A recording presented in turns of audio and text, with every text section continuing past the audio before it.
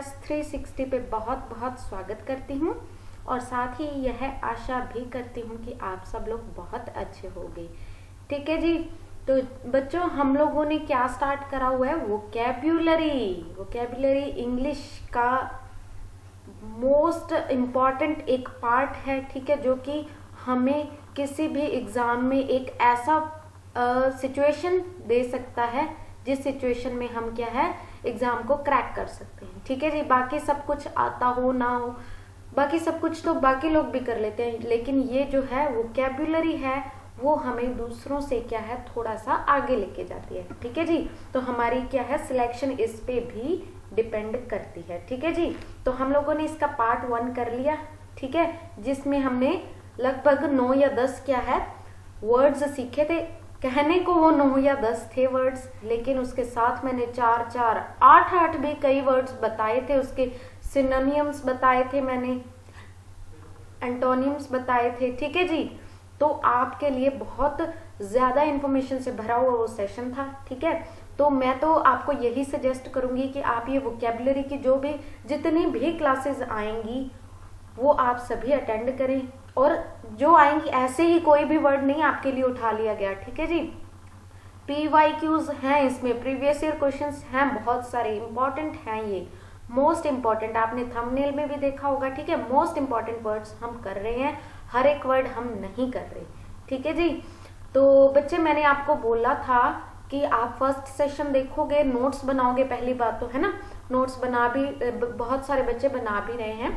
ठीक है, आपका मुझे क्या है आपने मुझे मैसेज करके भी बताया कि आप अच्छा कर रहे हो, तो बढ़िया बात है बच्चे, आपको ही इस चीज का फायदा है। इम्प्रूवमेंट बहुत होएगी इस बात से। ठीक है जी, इम्प्रूवमेंट बहुत होएगी। क्यों? क्योंकि जितना यहाँ पे एक पढ़ाने वाले का एफर्ट होता है ना, उतना ही पढ़ने वाले का होता है। क्यों? क्योंकि वोकैबुलरी एक ऐसा टॉपिक है। ठीक है, मैं आपको करवा सकती हूँ, इंटरेस्ट के साथ करवा सकती हूँ, याद के एक अलग याद करने के अलग अलग मेथड बता सकती हूँ, लेकिन उसमें कुछ एफर्ट तो आपको देना ही पड़ेगा। ठीक है जी। तो कुछ ना कुछ तो देना ही पड़ेगा, फ्री में तो कुछ भी नहीं होता। फ्री में इन द सेंस अपने आप कुछ नहीं होगा, ऑटोमेटिक कुछ नहीं है, आपको अपना एफर्ट कुछ ना कुछ % तो देना पड़ेगा। तो आशा करती हूँ आप ऐसा कर रहे हो। ठीक है, पहली बात आपने नोट्स बनाने हैं। दूसरी बात, हर क्लास में हम क्या करेंगे, मैंने आपको पिछली क्लास में इन्फॉर्म किया था कि जो पिछले हमने 9-10 वर्ड करे हैं, अगली क्लास में मैं आपसे क्या है उनमें से 2-3 वर्ड्स का एक तरीके से टेस्ट लूंगी, मिनी टेस्ट। ठीक है, आपसे वो पूछूंगी। ठीक है, वर्ड्स पूछूंगी, तो आपने 2-3 वर्ड्स में आपको पूछूंगी, तो आपने कमेंट बॉक्स में क्या करना है, उनके सिनोनिम्स और एंटोनिम्स लिखने हैं। ठीक है जी। इससे पता चलेगा कि आप किस लेवल से पढ़ रहे हो, किस आपका जो याद करने का एक लेवल है, आपको वो खुद समझ आएगा। ठीक है, कि आप कहाँ स्टैंड कर रहे हो, आपको कितना कुछ समझ में आ रहा है, कितने टाइम में। ठीक है जी। तो बच्चे शुरुआत करते हैं। ठीक है, तो 1 मिनट मैं इसको रब कर लूं। मैं आपसे वही 2-3 वर्ड्स आपको पूछूंगी। पहला आपने बताना है एक्सोनरेट। ठीक है जी। एक्सोनरेट के आपने क्या है सिनोनिम्स भी बताने हैं जितने आप बता सकते हो। ठीक है, और एंटोनिम्स भी बताने हैं। समझ में आ गई बच्चे बात? एक्सोनरेट बताओगे। दूसरा कौन सा बताओगे आप बताओगे चेस्ड। ठीक है, इसके भी सिनोनिम्स एंड एंटोनिम्स आपने बताने हैं कमेंट बॉक्स में। ठीक है जी। और एक और देख लो, आप लास्ट वाला आप करोगे पॉम्पस। ये सिर्फ वही वर्ड्स हैं जो मैंने आपको पिछली क्लास में करवाए थे। ठीक है, आपका एक क्या है जो हम क्लासेस कर रहे हैं, इसमें सिर्फ मैं आपका क्या चाहती हूँ, पार्टिसिपेशन चाहती हूँ। ठीक है, ज्यादा एफर्ट करवाने वाले का होता है, आपका उतना एफर्ट नहीं होता। सिर्फ आपने पार्टिसिपेट करना है, आपको सिर्फ पार्टिसिपेशन से ही बहुत कुछ मिलेगा। ठीक है जी। एक और चलो बता देना, ट्रूफुल। ठीक है, मैंने आपको बड़े तरीके सिखाए थे, एक कनेक्ट करके पॉइंट्स को सिखाया था, बताया था कि आप इनको कैसे याद कर सकते हो। सभी के आपने एंटोनिम्स और सिनोनिम्स बताने हैं। ठीक है, जितना आप अच्छे से बता सकते हो, ठीक है, कमेंट बॉक्स में लिख देना। अब आपने एक चीज और जो मैं हर बार बोलती हूँ, इंस्टाग्राम पेज को फॉलो कर लेना और टेलीग्राम के ग्रुप और चैनल दोनों को ज्वाइन कर लेना, लिंक मैं डिस्क्रिप्शन में दे दूंगी, ठीक है जी। चलिए जी शुरुआत करते हैं। तो पहला वर्ड हमारे पास क्या है, काइवेलरी। काइवेलरी, देखो आपने इस वर्ड को बहुत बार क्या है हिस्ट्री में देखा होगा। एक मिनट, मैं थोड़ा सा मार्कर का कलर चेंज कर लूं। हाँ जी, तो आपने इस वर्ड को क्या बहुत बार हिस्ट्री में देखा होगा कि फलाने राजा के पास तो बहुत सारी काइवेलरी थी। ये काइवेलरी क्या है, ये है सेना, है ना। अब सेना काइवेलरी कैसे है, घोड़े वाली सेना, ऐसे कुछ होता है ना, घोड़े वाली सेना काइवेलरी बोलते हैं उसको। पर ये काइवेलरी इसको क्यों बोलते हैं, कोई कारण होगा। इसका एग्जैक्ट मीनिंग ये सेना नहीं है, ठीक है। इसका एग्जैक्ट मीनिंग क्या है, किसी मतलब बहादुर होना, बहादुरी, काइवेलरी, ठीक है। और बहादुर होने के साथ साथ क्या है, मर्यादा में रहने वाला, बहादुर भी है और मर्यादा में भी रह रहा है, तो वो क्या है, काइवेलरी। सेना बहादुर होती है लेकिन वो उस मर्यादा में रहती है जिसमें उसे क्या है, उनका सेनापति रखता है। अपने हिसाब से वो नहीं चलती, सेनापति ऑर्डर करेगा या राजा ऑर्डर करेगा तब वो चलेगी, ठीक है जी। तो वो मर्यादा में रह रहे हैं, ठीक है। तो आप लोगों को पता चल गया इसका हिंदी में क्या मीनिंग होता है। और वर्ड्स देखते हैं इसके सिनोनियम्स, ठीक है। जैसे मैं हर बार बताती हूँ, एक बहुत ही प्यारा सा वर्ड है नाइटहुड। नाइटहुड अवार्ड है ना एक, नाइटहुड रविंद्रनाथ टैगोर जी को भी मिला था, है ना। तो ये नाइटहुड वही है, ठीक है, मर्यादा में रहने वाला बहादुर, ठीक है। और इसको क्या कहते हैं, काइवेलरी को और क्या कहते हैं, कर्टसी, ठीक है जी। और बहादुर को और क्या कहते हैं, करेजियस या करेज, ठीक है। और इन दोनों चीजों को आपने ध्यान में रखना है, क्यों, क्योंकि यहाँ पे जो हमारे क्या है एग्जाम में पूछे जाते हैं, मैंने आपको कल भी बताया था, बिल्कुल एग्जैक्ट मीनिंग नहीं निकलते उसके, ठीक है ना। तो आपने ध्यान रखना है, बहादुर कुछ और होता है, मर्यादा में रहने वाला कुछ और भी होता है, ठीक है। तो हमने क्या है, दोनों मीनिंग्स को ध्यान में रखना है। करेज हो गया, ठीक है, कर्टिसी हो गया, नाइटहुड हो गया, और क्या होएगा, और क्या होएगा भाई, और होएगा फेयरनेस, जो वही बात सही काम करता हो, मर्यादा में रहता हो, ठीक है जी। अब और क्या कहेंगे इसको, इसको और क्या कह सकते हैं, बेनोवलेंट। अब ये इसका एग्जैक्ट मीनिंग तो ये होता है जो दूसरों का भला करे, परोपकारी हो, ये एग्जैक्ट मीनिंग ये। लेकिन बहादुर और मर्यादा में रहने वाला बेनोवलेंट भी हो, तो ऑप्शन में हमें दिया होगा, ठीक है। ऑप्शन में पहले हम एग्जैक्ट मीनिंग ढूंढेंगे लेकिन होते नहीं है, ठीक है। हम क्या कर रहे हैं, एसएससी का कर रहे हैं, ठीक है। एग्जैक्ट मीनिंग नहीं होते तो हमने उसके आसपास वाले मीनिंग्स भी देखने हैं, ठीक है। और हम इसे क्या कहेंगे, गैलेंट्री, ठीक है जी। अब इनको मैं थोड़ी सी साफ शब्दों में लिख दूं। सबसे पहले हम क्या करेंगे, इसको क्या कहते हैं, आप नोट्स बनाते जाना, ठीक है। नाइटहुड रविंद्रनाथ टैगोर जी को भी मिला था, इसको कनेक्ट करो, ठीक है।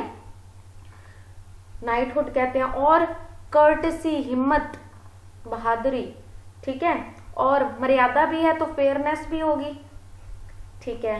करेज वही बात, हिम्मत वाला। और बेनोवलेंट, मर्यादा भी है, हिम्मत भी होगी, यानी कि वो बंदा अच्छा होगा, बेनोवलेंट होगा, ठीक है। और गैलेंट्री या गैलेंट भी कह सकते हैं इसको, ठीक है। गैलेंट्री अवार्ड्स नहीं दिए जाते, वो इसी के लिए दिए जाते हैं, बहादुरी के लिए दिए जाते हैं, ठीक है जी। बस, तो हमने इक्वल टू लिखा हुआ है, तो हमने सिनोनियम्स ढूंढना है। सिनोनियम क्या है, गैलेंट, हिम्मत, बहादुरी, यही हमारा राइट आंसर होगा। तो ये क्या है, डिसकर्टसी, इसका ऑपोजिट हो गया बिल्कुल, कोवर्डाइस, कायर, वही इसका ऑपोजिट, रूडनेस, मर्यादा में रहने वाला बंदा तो अच्छा होगा, रूड तो होगा नहीं ना। तो यहां से हम क्या है, ऑप्शंस एलिमिनेट भी कर सकते थे। तो ये एलिमिनेशन वाली चीज जो है ना, हमने एग्जाम में जाके लगानी है, लेकिन जब हम प्रैक्टिस कर रहे हैं तो हमने कोशिश करनी है ज्यादा से ज्यादा कहाँ से सीखा जाए, ठीक है। तो यहाँ से हमने क्या है कैवेलरी के कितने 1 2 3 4 5 6 सिनोनिम कर लिए और 3 हमने यहाँ पे क्या है एंटोनिम्स भी देख लिए। ठीक है बच्चे, नोट करते जाना, रिपीट कर दो। Knighthood, courtesy, fairness, courage, benevolent and Gallant. Benevolent most important word है, मैंने बहुत बार एग्जाम्स में देखा है। ठीक है, तो नोट करते जाना, हर बार नहीं बोलूंगी मैं। ठीक है जी, चलिए आगे बढ़ते हैं। अगला हमारा वर्ड क्या है, लिथार्जिक। इसका हमें ऑपोजिट बताना है। ऑपोजिट तो तभी बताएंगे जब हमें इसका मीनिंग पता होगा। लिथार्जिक, हमें कुछ नहीं समझ आ रहा ना, वर्ड्स को कट करके देखे नहीं बनता, हमें याद करना होगा क्या है, इसका क्या मतलब है। ढीला पीला सा ऐसे, ठीक है, सुस्त होगा जो, ठीक है, सुस्त होगा, डल सा होगा, एक्टिव नहीं होगा, है ना, ऐसे को हम, ऐसे इंसान को हम लेथार्जिक बोलते हैं। ठीक है, जो ढीला पीला सा सुस्त सा होगा, बिना मतलब ऐसे अजीब सा होगा, एक्टिव पोजीशन में नहीं होगा। ठीक है, तो हमें इसका मीनिंग पता चल गया। इस तरीके से हम इसके सिनोनिम्स भी देख सकते हैं ना, मीनिंग पता चल गया। तो अब इसके सिनोनिम्स देखें, और इसे क्या क्या कहते हैं। सुस्त है, ढीला पीला सा है तो वो स्लो होगा, इसी को हम क्या कहते हैं, ढीला पीला सा, डल सा है, ये तो डल होगा। हमारे एनवायरनमेंट में बहुत सारी गैसेस हैं, उनमें से कुछ गैसेस इनर्ट हैं, एक्टिव पोजीशन में नहीं होती, उन्हीं गैसेस को इनर्ट गैसेस कहते हैं, यानी कि एक्टिव पोजीशन में नहीं है, ये स्लो हैं, डल हैं, कुछ काम नहीं कर रही हैं। ठीक है, और हम इसको क्या कहते हैं, एक अच्छा सा प्यारा सा वर्ड है टॉर्पिड, वो भी हम लेथार्जिक को ही कहते हैं। ये सिनोनिम्स लिखवा रही हूं मैं, इंपॉर्टेंट वर्ड है। ठीक है, और हम इसे क्या कहेंगे, और वर्ड है ये भी इंपॉर्टेंट है, स्लोथफुल। ठीक है, स्लोथफुल वर्ड है, वो भी हम इसे डल को ही कहते हैं। और क्या होगा, और होगा, हाँ एक वर्ड है एपिथेटिक। एपिथेटिक इंपॉर्टेंट वर्ड्स हैं ये। ठीक है, ये तो आपने बहुत बार सुने होंगे, है ना, ये नहीं सुने तो आपने ध्यान रखना है, नोट्स में लिखते जाना है। और एक वर्ड है, जैसे अपने कह सकते हैं सोल्जर्स वगैरह की या पुलिस वालों की ट्रेनिंग लगती है, वो ऐसा वर्ड एक यूज करते हैं, हमारी फटीग लगी है। फटीग क्या है, फटीग ऐसा काम होगा जिसमें हम थक जाते हैं, डल हो जाते हैं, तो फटीग का मतलब ही ये है, डल होना। ठीक है जी, और एक वर्ड है टोरपोर, बड़ा प्यारा सा वर्ड है। ठीक है, इंपॉर्टेंट वर्ड है टोरपोर, टॉर्पिड। टोरपोर कुछ समझ नहीं आता, ऐसे घूम रहा है सब कुछ, थके हारे से हैं, चक्कर से आ रहे हैं, कुछ पता नहीं चल रहा, सब कुछ क्या है, टोरपोर हो रहा है, तो वो क्या है, टोरपोर, यानी कि सुस्त है, डल है, एक्टिव पोजीशन में नहीं है। स्लोथफुल भी यही है। समझ में आ गई बात। बड़े अच्छे वर्ड हैं, आपने ध्यान रखना है। अब हमने क्या बताना है, ऑपोजिट बताना है। टायर्ड, टायर्ड जब बंदा होगा तो क्या होगा, वो ढीला पीला सा होगा, थका हारा सा होगा, स्लो काम करेगा, डल करेगा, इनर्ट हो जाएगा, टॉर्पिड हो जाएगा। थका हारा है तो टॉरपोर भी होगा उसको सब कुछ, उसकी फटीग लगी है। ठीक है, एपिथेटिक है, वो स्लोथफुल है, तो ये टायर्ड तो इसका सिनोनियम हो गया। लेजी क्या है, वही ढीला पीला सा, लेजी भी वही हो गया। ठीक है, और ये स्लगिश, हाँ इसका एक ये भी सिनोनियम है, स्लगिश भी इसको बोलते हैं हम, इम्पॉर्टेंट वर्ड है ये भी, बहुत बार एग्जाम में देखा मैंने। ठीक है, तो स्लगिश भी क्या है, सुस्त है। ठीक है जी, टोरपोर है, फटीग है, एपिथेटिक है, इनर्ट है, स्लोथफुल है।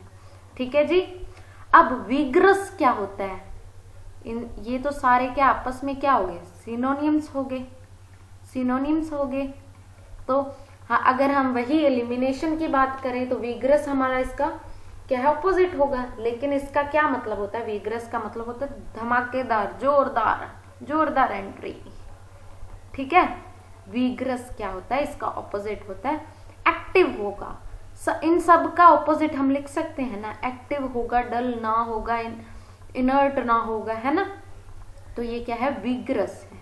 ध्यान में आ गई बात, तो नोट कर लेना इसको, ये इसका क्या मतलब है, धमाकेदार, जोरदार। ठीक है जी, चलिए आगे बढ़ते हैं। अगला वर्ड है ग्लम। ग्लम, ग्लम क्या होता है, इसका हमने ऑपोजिट बताना है। ग्लम क्या होता है पहले ये जाने। ग्लम होगा, एक ग्लू वर्ड है ना, एक मिनट भाई यहां लिख लो, चलो ग्लू, ग्लू ग्लम, बस ई और एम का चक्कर है ना। ये क्या है आपको थोड़ा याद करवाने के लिए बोल रही हूँ। ग्लू होती है ना गूंद, जब हम किसी चीज को गूंद लगाते हैं तो वो एक बन जाती है, या सिर्फ नॉर्मल सी कोई चीज पड़ी है उसको हमने ग्लू लगा दी तो आपस में ही चिपक गई तो वो एक ही बन गई। जब एक अकेला बंदा होगा, उसके पास कोई ना होगा, सिर्फ वो एक ही होगा, तो वो क्या होगा, दुखी होगा, उदास भी होगा, है ना। तो बस ग्लू से ग्लम, ग्लम दुख, लम। समझ में आ गई बात। ग्लम क्या होता है, दुख होना, दुखी होना या उदास होना। ठीक है, तो हम इसको क्या है, इसके हम क्या है सिनोनिम्स क्या लिखेंगे, नोट कर लो भाई। सैड सबको पता होगा, ठीक है। और दुखी, जब बंदा डिप्रेस्ड होता है तो वो ग्लम होता है, तो डिप्रेस्ड हो गया। और एक वर्ड है बड़ा प्यारा सा, ग्लूमी, दुखी उदास। ठीक है, इसी के लिए इंपॉर्टेंट वर्ड है। ठीक है, एक और वर्ड है मोरोज। ठीक है जी, मोरोज। और एक वर्ड है, हाँ जी, डिसमल। डिसमल, जब हमारे पास माल नहीं है हम डिस हो गए, मतलब माल डिस, माल नहीं है तो हम दुखी हो गए, डिसमल। समझ में आ गई बात। बस ये समझ लो, सामान नहीं है, माल नहीं है तो हम उदास हो गए। ये डिस का मतलब ही क्या होता है, माल नहीं है, ना होनी चीज, नेगेटिव। जब किसी वर्ड का हम ऑपोजिट लेते हैं तो वहां पे हम डिस लगा देते हैं, या नॉन ऐसे वर्ड के क्या है प्रीफिक्स लगा देते हैं ना। तो जब माल नहीं है, डिस हो गया, तो हम दुखी हो गए, उदास हो गए, ग्लम। समझ में आ गई बात। तो जब हमने क्या इसका ऑपोजिट बताना है, तो जब बंदा लोनली अकेला होगा तो वो उदास होगा, तो ये नहीं होगा। ठीक है, डिसमल मैंने पहले ही बता दिया। डेजोलेट भी यही होता है, डेजोलेट। एक वर्ड है यहाँ पे सोल्यूशन होता है ना वर्ड, सोल्यूशन क्या है ये, मतलब मिक्स होना है ना। जब हम एक या दो से ज्यादा चीजों को हम मिक्स करते हैं तो वो साइंस की भाषा में उसको सोल्यूशन बोलते हैं ना। डेजोलेट, जिसको हम मिक्स नहीं करते, डी ई लगा है ना, वो समझ लो। इसका एग्जैक्ट नहीं है ये, ठीक है, एक याद करवाने का वो है। तो डेजोलेट का क्या मतलब है, जो मिक्स नहीं होता। ठीक है, तो ये तो सारे क्या हो गए, उदास हो गए। ये चीयरी, बड़ा खुश चल रहा है, तो यही ऑपोजिट होगा भाई। समझ में आ गई बात। और भी बहुत सारे वर्ड्स में आपको इसके करवाती जाऊंगी, हम रिपीट करते जाएंगे ताकि आपको याद हो जाए। ठीक है, अब दोबारा से देख लो, ग्लम, ग्लू से हम याद करेंगे ग्लम को। ठीक है जी, तो क्या हो गया, ये डिप्रेस्ड होगा, सैड होगा, ग्लूमी होगा, मोरोस होगा, ठीक है, डेजोलेट होगा, डिसमल होगा। और क्या हमने अभी पीछे एक वर्ड करा था लेथार्जिक, अगर उसको भी हम देखें ऑप्शंस के अकॉर्डिंग, हम उसको भी इसका सिनोनिम मान सकते हैं। अगर ऑप्शंस में कुछ और मैच नहीं होता, ये ऑप्शन दे रखी है तो ये भी हो सकता है उसका, क्योंकि ये भी स्लो है, डल है। जो चीज स्लो डल होती है वो अकेली सी है, ऐसे डिप्रेस्ड सी है, स्लो डल बंदा डिप्रेस्ड होता है, तो ये एग्जैक्ट मीनिंग की तो हम बात नहीं कर सकते, है ना। वही बात है यहाँ पे भी। ठीक है, स्लो, डल, इनर्ट, जो एक्टिव फॉर्म में नहीं है। ठीक है, इतनी एक्टिव नहीं है, स्लो है, तो डिप्रेस्ड बंदा भी तो एक्टिव फॉर्म में नहीं होता ना। बस वही चीज है यहाँ पे। तो चीयरी क्या होगा, इसका ऑपोजिट होगा। और क्या, हैप्पी होगा, है कि नहीं। और क्या होगा भाई, और होगा जॉयफुल होगा, और क्या होगा, डिलाइट।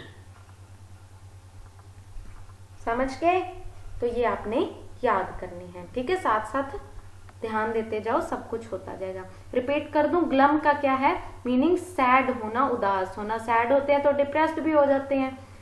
डिप्रेस्ड का ही मीनिंग है ग्लूमी, उदास हो गए, सैड हो गए, ग्लूमी है। ठीक है।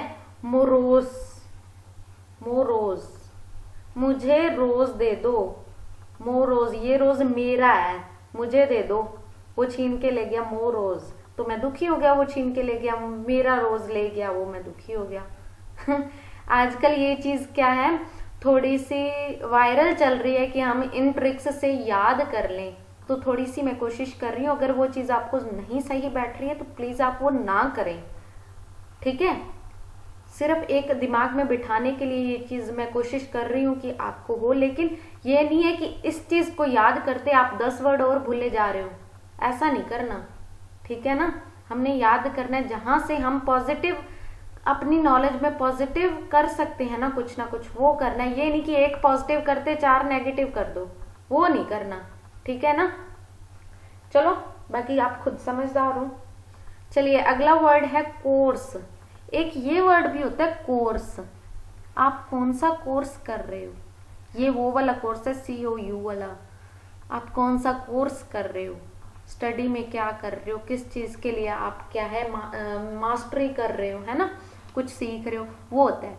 ये वाला कोर्स क्या है? ये होता है एक, जैसे पंजाबी में बोलते हैं ना, उबड़ खाबड़, मतलब ऊंचा नीचा सा, ठीक है। प्लेन ना हो चीज, रफ सी हो।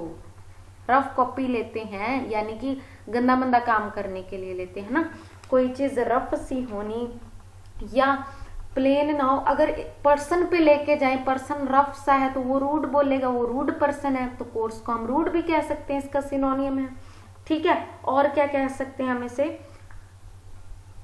और वर्ड है एक अनकाउथ, ठीक है, मोस्ट इंपॉर्टेंट वर्ड है अनकाउथ, देखा गया वर्ड। एक वर्ड है लाउटिश,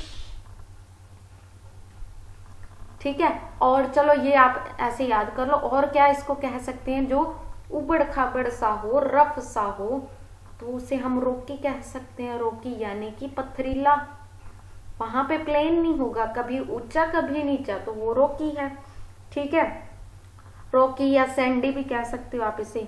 जो चीज प्लेन नहीं है उसे और क्या कहते हैं? रेगुलर नहीं है तो इर्रेगुलर है, रेगुलर होगी तो वो प्लेन होगी, ठीक है। और क्या कह सकते हैं हम इसे?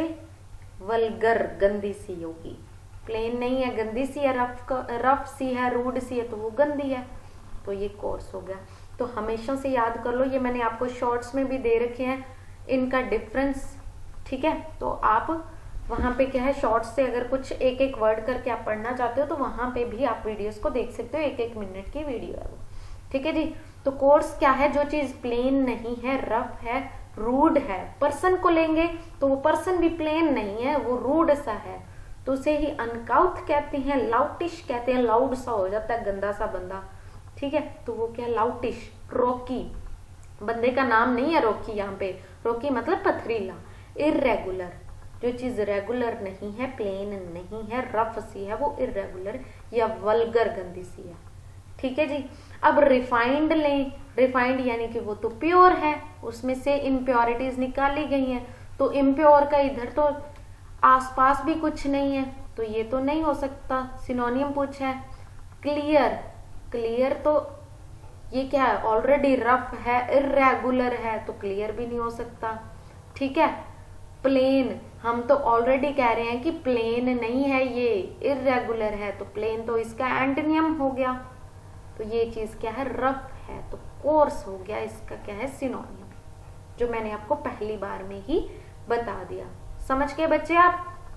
तो आई रिपीट कि ये कोर्स और ये कोर्स का क्या डिफरेंस है, मैंने आपको वो वीडियो में बताया है, वो आप देख लेना, ठीक है, शॉर्ट्स वाली वीडियो में। तो ये कोर्स होता है रफ सा, रूड सा, जिसे हम अनकाउथ भी कहते हैं। लाउटिश, लाउड क्या होता है? लाउड, ऊंचा हो जाना, जो लाउटिश, ऊंची सी आवाज में बात करे, सिर्फ याद करने के लिए बोलती हूँ, ठीक है। लाउटिश, रॉकी, इर्रेगुलर, या इसको ये भी कह सकते हो, एक रॉकी नाम का बंदा है, वो बड़ा रूड सा है, रफ सा है और ऊंची ऊंची बात करता है, शक्ल उसकी वल्गर है, गंदी है, ठीक है। तो ऐसा याद करना है तो कर लो, ठीक है। कोई वो उसमें नहीं है कि आप अपने हिसाब से नहीं कर सकते, जैसा मर्जी करो। आपको मतलब है कि हम याद करें, याद होने से मतलब है। कैसे हो रहा है कोई चक्कर नहीं, क्योंकि ये वो कैब है ही चीज ऐसी जिसमें मैं आपको ये नहीं कहूंगी हर एक बात कॉन्सेप्ट पे लेके जाओ, क्योंकि मैथ्स रीजनिंग में मैं क्या आपको कभी भी कोई ट्रिक्स नहीं कराती, ठीक है। सिर्फ मैं आपको टाइम सेविंग सिखाती हूँ उसमें, जिसको मेथड्स को, मेरे वाले मेथड्स को आप फॉलो करके टाइम सेविंग कर सकते हो, ठीक है जी। तो मैं उसमें कभी भी आपको क्या है ट्रिक की कोई भी बात नहीं बताते, ट्रिक होती भी नहीं है देखा जाए तो, ठीक है। तो क्या है यहाँ पे मेन मीनिंग क्या है, अपनी तरफ से बनानी है, अगर चीजों को कनेक्ट करना है तो कर सकते हो, कोई बड़ी बात नहीं है, ठीक है। बस दिक्कत ये है कि आपको टाइम टू टाइम इसको रिवाइज करना पड़ेगा। जब तक आप रिवाइज नहीं करोगे या आपके डेली लाइफ में वो चीजें यूज नहीं होंगी ना, तो वो आप भूलते जाओगे, ठीक है। तो हमें याद तो तभी होंगी जब हम रिवाइज करेंगे या यूज करेंगे, बस इतनी सी बात है। चलिए अगला वर्ड है प्रोडिजियस। प्रोडिजियस क्या होता है? क्या आपको पता है कि प्रोडिजियस क्या होता है? प्रोडिजियस, प्रो, अल्ट्रा प्रो कोई चीज है, अल्ट्रा प्रो यानी कि अपने एक्चुअल साइज से वो बड़ी होगी, तो बस बहुत बड़ी कोई चीज है तो उसे हम प्रोडिजियस कहते हैं, ठीक है, बहुत बड़ी। इसको और इंग्लिश में हम क्या कहते हैं? एग्रीगेट। जो बच्चे इकोनॉमिक्स बैकग्राउंड से हैं उन्होंने ये टर्म पढ़ी होगी, एग्रीगेट डिमांड, एग्रीगेट सप्लाई। यानी कि एक तो डिमांड आपकी डिमांड है, एक पर्सनली आपकी डिमांड है कि आपको फलानी टॉपिक की क्लास चाहिए, तो वो आपकी डिमांड है। एग्रीगेट डिमांड क्या है? पूरी कंट्री की डिमांड क्या है या पूरी स्टेट की डिमांड क्या है? बहुत बड़े लेवल पे हम जब किसी डिमांड को या सप्लाई को, किसी टर्म को देखते हैं बहुत बड़े लेवल पे, तो वो क्या कहलाती है? एग्रीगेट कहलाती है। समझ में आ गई बात? तो इतना आप समझ चुके हो कि प्रोडिजियस क्या होता है। प्रो से समझो कुछ एक्चुअल से बड़ा होगा, समझ में आ गई बात। और हम इसे क्या कहते हैं? प्रोडिजियस। एग्रीगेट हो गया बहुत बड़ा, ह्यूज, ह्यूज भी कहते हैं हम इसे, ह्यूज भी बहुत बड़ा। मैसिव भी हम कहते हैं। मैसिव को कैसे याद रख सकते हो? मेस, किसी हॉस्टल की मेस है, वो कितनी, कोई भी मेस है, हॉस्टल की भी नहीं है, कोई भी मेस है, मेस तो बहुत बड़ी होगी ना, बस मैसिव, ठीक है। और इसे क्या कहते हैं हम? एक वर्ड होता है मॉन्स्ट्रस, ये भी बहुत बड़े को मॉन्स्ट्रस, इससे आई थिंक आपको पता होगा इस वर्ड के बारे में, एक कुछ इमेज सी बनती होगी मॉन्स्ट्रस वर्ड सुनते हो, जैसा कोई शैतान सा है, बहुत बड़ा सा शैतान है ना, ऐसी इमेज सी मेरे तो बनती है। आई डोंट नो आपके बनती है या नहीं बनती, लेकिन मेरे तो ऐसे बनती है। तो मॉन्स्ट्रस जहां पे भी वर्ड आ जाता है तो मुझे समझ में आ जाता है कि कोई भी बहुत बड़ी चीज की बात की जा रही है, ठीक है। तो ये क्या है? प्रोडिजियस क्या है? मॉन्स्ट्रस है। और हम इसे क्या कहते हैं? और ये होता है वास्ट भी हम इसे कहते हैं। वास्ट यानी कि बहुत बड़ा, बड़े लेवल पे किसी चीज की बात करते हैं। अच्छा, ये बड़े लेवल पे तो है ही है, इसके साथ क्या है? थोड़ी सी आश्चर्यजनक सी बात है, हैरानी सी वाली बात है, जिससे हम सरप्राइज्ड हो जाएं, जिससे हम क्या है? सरप्राइज्ड हो जाएं। तो हम इसे क्या है? सरप्राइजिंग भी कह सकते हैं फिर, ठीक है जी। और सरप्राइजिंग है तो बड़ी बात है, सरप्राइजिंग है तो वंडरफुल है, बड़े लेवल पे सरप्राइजिंग बात है, मॉन्स्ट्रस है, मैसिव है, एग्रीगेट है, तो वंडरफुल भी है, ठीक है जी। और वंडरफुल है, बड़े लेवल पे सरप्राइजिंग है, तो मिरेकुलस भी कहते हैं, मिरेकल हो गया, चमत्कारी बात होगी, बड़े लेवल पे हैरानी वाली बात, चमत्कारी बात। बस ये आप इस तरीके से इन वर्ड्स को याद कर सकते हो, ठीक है। तो हम थोड़ा सा मैं रिपीट कर दूं। प्रो मतलब कुछ अपने से एक्चुअल लेवल से या एक्चुअल शेप से बड़ी चीज की बात हो रही है, तो बहुत बड़ी सरप्राइज्ड चीज। एग्रीगेट बहुत बड़ा, ह्यूज, बहुत बड़ा, मैसिव, कि कोई भी मेस है, मेस तो उसमें तो बहुत सारे लोग खाना खाते हैं, तो मेस बहुत बड़ी होती है, तो मैसिव भी बड़े के लिए यूज होगा। मॉन्स्ट्रस बड़ा होता है, ठीक है। वास्ट बड़ा होता है, सरप्राइजिंग है ये, वंडरफुल है और मिरेकुलस है। हमने इसका क्या बताना है, ऑपोजिट। तो आपने ऑप्शंस को देखा और क्लिक कर दिया स्मॉल, ये तो बहुत बड़े की बात हो रही है, तो ये स्मॉल। एग्रीगेट बड़ा होता है, ठीक है। ऑप्शन तो हमारी डी सही है, बाकियों को देख लेते हैं। एग्रीगेट भी यही है और इमेंस भी यही, इमेंस भी साथ में लिख लो, इमेंस भी इसी को ही हम कहते हैं। समझ में आ गई बात बच्चे? ध्यान देना, मैंने जानबूझ के ऐसी ऑप्शंस ली हैं कि मैं आपको कुछ ना कुछ इसके साथ कनेक्ट करता बता सकूं। समझ में आ गई बात? वहां पे आप टोटली डिपेंड नहीं हो सकते ऑप्शंस पे, बहुत बार हो भी जाते हो, ठीक है। वो एग्जामिनर पे डिपेंड करता है कि वो कैसे क्वेश्चंस को कंपोज करता है, ठीक है। तो हर बार आपने ऐसी तैयारी नहीं करनी कि हम ऑप्शंस पे डिपेंड होके आंसर दे के आ जाएं, ऐसा नहीं होता बच्चे, पढ़ना पड़ेगा, ठीक है। चलिए आगे बढ़ते हैं। अगला वर्ड है बैरन। बहुत से बच्चों ने जो स्पेशली इंग्लिश बैकग्राउंड से हैं अपनी डेली लाइफ में भी यूज कर ही लेते हैं, क्योंकि बहुत बार यूज होता है वर्ड बैरन। बैरन के साथ आमतौर पे बैरन लैंड, लैंड यूज होता है, यानी कि ऐसी लैंड जो बैरन है, जो प्रोडक्शन नहीं दे रही, ठीक है। इसे हम क्या कहते हैं, कौन सी लैंड होती है ये प्रोडक्शन ना देती हो? बंजर जमीन, बंजर जमीन को ही कहते हैं हम बैरन लैंड, जो हमें प्रोडक्शन नहीं दे रही है, कुछ भी उस पर फसल नहीं हो रही है, ठीक है। तो इसके लिए और वर्ड्स होंगे, मेरे दिमाग में तो आ नहीं रहे, ठीक है, इसलिए मैंने कुछ ऐसा, चलो सोच लेते हैं, 1 मिनट आपके पास टाइम है। जो मैंने अभी अभी आपको क्या बताया कि ऐसी जमीन जो प्रोडक्शन नहीं देती है, कोई भी चीज प्रोडक्ट नहीं करती है, तो हम उसे क्या कहेंगे? अनप्रोडक्टिव, ठीक है, या इनफर्टाइल, ठीक है। और क्या होगा? जो नहीं दे रही है हमें कोई भी प्रोडक्शन, इसके लिए एक स्पेशली वर्ड है एरिड। बस मेन तो यही है, बाकी आप सब बाकी वर्ड से आप होके थोड़ी सी इंफॉर्मेशन होगी आपको इनके बारे में। मेन वर्ड है एरिड, ठीक है जी। या वेस्ट लैंड वही लैंड होगी ना जो जिसका कोई काम नहीं है, कुछ देती नहीं वो हमें, तो हमने इक्वल टू पूछा है, सिनोनियम बताना है। फर्टाइल तो वो होती है जो हमें देती है, कुछ ना कुछ देती है, बहुत अच्छी वाली जमीन है, बहुत अच्छा प्रोडक्शन देती है। प्रोडक्टिव भी वही होगी। रिच, रिच आप देखो, रिच के पास सब कुछ होता है, वो कुछ भी खरीद सकता है, तो कुछ भी प्रोड्यूस कर सकता है वो, ठीक है। रिच फर्टाइल लैंड होती है, तो ये भी इसका एक तरीके से क्या है, सिनोनियम है। तो इनफर्टाइल जो जिसकी फर्टिलिटी है ही नहीं, जो बंजर है, इनफर्टाइल, फर्टाइल का ऑपोजिट। समझ में आ गई बात? तो यही हमारा सिनोनिम है।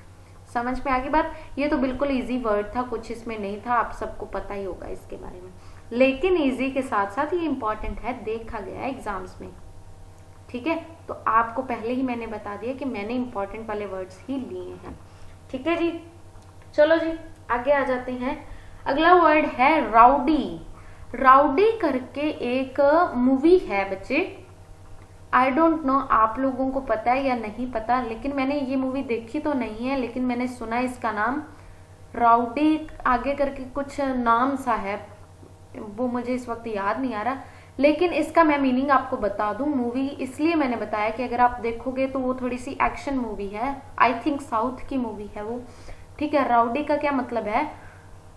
हीरो ऐसा होगा जो थोड़ा सा मतलब हीरो कैसे होते हैं, जो मारपीट करते हैं, एक्शन मूवी होती है ना, तो वो रूड सा होगा ना, ठीक है, थोड़ा सा वो नॉइजी होगा, मतलब नॉइजी इन द सेंस किसी की बात सहन नहीं करता, वो बस अपनी वो हीरोगिरी में रहता है, ठीक है। और क्या होगा? राइटियस, दंगे भी करता है, मारपीट करता है। राइट्स क्या होते हैं? दंगे होते हैं। राइटस मतलब जो मारपीट करता है, हीरो ऐसे ही होते हैं आमतौर पे मूवी में। तो राउडी करके मूवी है, इसीलिए मैंने आपको बताया कि हीरो ऐसे होते हैं। तो राइटस इसका सिनोनियम हो गया। और जो बदला ले, मारपीट करके बदला लेते हैं आमतौर पे, तो वो क्या रिबेलियस, जो रिबेल ले रहा है, अपना बदला ले रहा है, मारपीट करके ले रहा है, कैसे भी ले रहा है, रिबेलियस, ठीक है। और मैंने एक आपको वर्ड बताया था, आई थिंक पिछली क्लास में भी था वो वर्ड, बोएस्ट्रस, मोस्ट इंपॉर्टेंट वर्ड है ये, ठीक है। इसके लिए बोएस्ट्रस भी वही वर्ड है जो क्या है, जिसका मीनिंग क्या है, राउडी है, रूड है, ऐसा हीरो जो रूड है, नॉइजी है, राइटस है, दंगे वंगे करता है, मारपीट करता है, एक्शन मूवी वाला हीरो जो है, ठीक है जी। और हम इसे क्या कहेंगे, और क्या कहते हैं, वायलेंट भी कहते हैं ऐसे बंदे को, ये वायलेंट सा पर्सन है, ठीक है। तो ये आपके इसके क्या है, सिनोनिम्स हो गए, नोट कर लो भाई। इसका हमने सिनोनिम बताना है, यहाँ पे क्या लिखा है, तो ये तो मैंने आपको बता ही दिया, आपने क्या है क्लिक कर दिया, आगे निकल गए। लेकिन यहाँ मैं आपको आगे नहीं निकलने दूंगी, यहाँ मैं बाकी के वर्ड्स आपको बताऊंगी। पीसफुल, शांतिपूर्ण, आपको पता ही है इसके बारे में। ये सोलेम्न, पॉजिटिव, बहुत अच्छा वर्ड है। पवित्र, मेन तो पवित्रता के लिए ये यूज किया जाता है, या शांति के लिए भी यूज कर सकते हैं हम इसे, ठीक है। सेरीन, ये मैंने आपको कल कितनी बार बताया, आपको याद हो ही गया होगा। सेरीन, काम, है कि नहीं। ये सारे वर्ड्स आपस में क्या हैं, फिर सिनोनिम्स हैं। समझ में आ गई बात। चलिए, बॉइस्ट्रस, राउडी, रूड। राउडी बस क्लिक कर लेना, थोड़ा सा सर्च कर लेना गूगल पे जाके, राउडी करके मूवी है, ठीक है। वहां पे मतलब हीरो ऐसा एक्शन मूवी वाला हीरो है, वो नोएसी है, राइटस है, अपना रिबेल ले रहा है, बॉइस्ट्रस है, वायलेंट भी होते हैं ऐसे हीरो। बस याद हो गया हमें। चलिए, अगला वर्ड है हमारे पास पेडिग्री। पेडिग्री मैंने आपको रीजनिंग में ब्लड रिलेशन में बताया था, पैटर्नल, मैटरनल।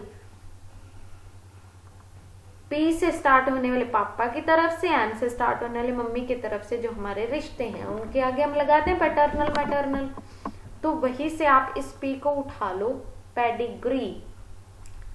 ये क्या होती है, एक लाइन होती है, ऐसी लाइन, एंसेस्ट्री लाइन होती है, यानी कि ब्लड रिलेशन में आप देखो, आपसे पहले आपके पापा से पहले आपके दादू, फिर उनके पापा, फिर उनके पापा, उनके पापा। ये क्या ब्लड रिलेशन में एक लाइन सी चली जा रही है, बस इसी चीज को हम पेडिग्री कहते हैं। समझ में आ गई बात, ठीक है जी। यानी कि ऐसी लाइन जो चली जा रही है ब्लड रिलेशन वाली, तो हम इसे एग्जैक्टली क्या कहेंगे, एंसेस्टर्स कौन होते हैं हमारे, पूर्वज। तो पूर्वजों से चली आ रही है, अभी तक चल रही है ना। कभी कोई एक बंदा था, फिर उसके बेटा, उसके बेटा, उसके बेटा, उसके बेटा, ऐसे कर करके हमारे तक पहुंचे हैं, तो वो लाइन चली आ रही है। तो ये क्या है, पेडिग्री है, एंसेस्ट्री है, ठीक है जी। और इसे क्या कहते हैं हम, डिसेंडेंट, ठीक है। डिसेंड क्या है, आगे, जैसे वो कहते हैं ना, इसने इसको मतलब इसने इसकी जगह ले ली, यानी कि उसके पापा की जमीन थी, अब उसकी जमीन हो गई, ठीक है। तो वो क्या है, उन्हीं की लाइन में चली जा रही है, उनकी जगह उसने ले ली, अपने पापा की जगह उस लड़के ने ले ली। तो ये क्या है, यही चीज है।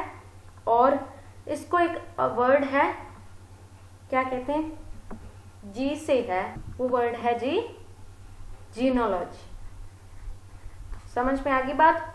तो ये क्या, अपनी फैमिली की लाइन जो चली जा रही है, ऐसी लाइन जिसका कोई एंड नहीं है, वो चली जा रही है, कितनी मर्जी एजेस निकल जाए वो चली जा रही है, ठीक है। तो अब इसका हम सिनोनियम देखेंगे, क्या है सिनोनियम, एंड। हमने तो देखा इसका एंड ही नहीं होता, ये तो लाइन चली जा रही है, नहीं है जी। ये तो इसका ऑपोजिट हो गया है ना, नॉइजी। नॉइजी क्या हो गया फिर, नॉइजी राउडी हो गया, अभी अभी हमें देखा। राइटस हो गया, हमने देखा। और क्या होता है, ये वायलेंट होता है, बोइस्ट्रस होता है, ठीक है जी। नॉइजी हो गए, मैं याद करवा रही हूं आपको। सॉर्डेड, गंदा, बहुत गंदा काम किया हो जिसने, वो क्या है, गंदा, सॉर्डेड, डर्टी। ठीक है। इसके आगे और भी मैं बहुत सारे वर्ड्स आपको करवाऊंगी, ठीक है। और अब इसको देखो क्या है, मैंने क्या कहा, ये एक ऐसी लाइन है जो एजेस तक खत्म ही नहीं होती।